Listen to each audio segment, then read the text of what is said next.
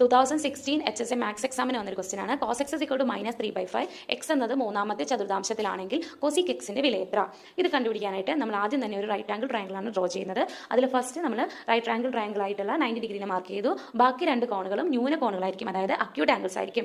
ഏതെങ്കിലും ഒരു അക്യൂട്ട് ആംഗിളിനെ നമ്മൾ x എന്ന് ഡിനോട്ട് ചെയ്യുക. ഇനി അക്യൂട്ട് ആംഗിളിന്റെ അരികിൽ വരുന്ന ആ ഒരു സൈഡിനെ നമ്മൾ പറയുന്നതാണ് അഡ്ജസൻറ്റ് സൈഡ് അഥവാ സമീപവശം എന്ന് പറയും. വലിയ വശത്തിനെ നമ്മൾ വിളിക്കുന്ന പേര് ഹൈപ്പോടെന്യൂസ് അഥവാ കർണം എന്ന് പറയും. ഇനി നമുക്ക് ക്വസ്റ്റ്യനിൽ cos x എന്ന് പറയുന്നത് -3/5 ആണെന്ന് തന്നിട്ടുണ്ട്. cos x ന്റെ ഇക്വേഷൻ നമ്മൾ പഠിച്ചിരിക്കുന്നത് എന്താണ്?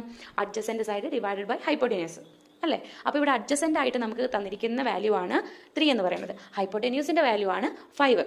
ഇനി ഇത് വെച്ചിട്ട് വേണം നമുക്ക് ഓപ്പോസിറ്റ് സൈഡിൻ്റെ വാല്യൂ കണ്ടുപിടിക്കാനായിട്ട്. അതിനായിട്ട് നമ്മൾ യൂസ് ചെയ്യുന്നത് പൈതഗോറസ് തിയറമാണ്. പൈതഗോറസ് തിയറം പറയുന്നത് hypotenuse square is equal to adjacent സൈഡിൻ്റെ സ്ക്വയർ പ്ലസ് ഓപ്പോസിറ്റ് സൈഡിൻ്റെ സ്ക്വയർ.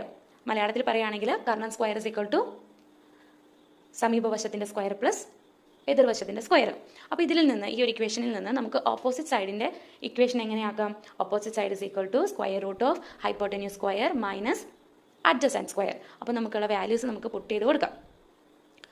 അതായത് ഹൈപ്പോടെന്യൂസ് സ്ക്വയർ എന്ന് പറയുന്നത് 5 സ്ക്വയർ, adjacent square എന്ന് പറയുന്നത് 3 സ്ക്വയർ.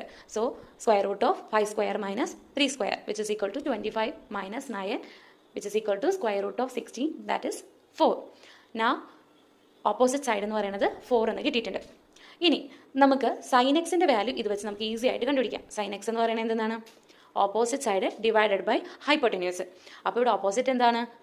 ഓപ്പോസിറ്റിൻ്റെ വാല്യൂ 4 ആണ്, ഹൈപ്പോടെന്യൂസിൻ്റെ വാല്യൂ 5 ആണ്. സോ നമുക്ക് കിട്ടിയിരിക്കുന്ന സൈൻ എക്സിൻ്റെ വാല്യൂ എന്ന് പറയുന്നത് 4/5 ആണ്. പക്ഷേ ഇവിടെ ഒരു കാര്യം കൂടി നോക്കണം.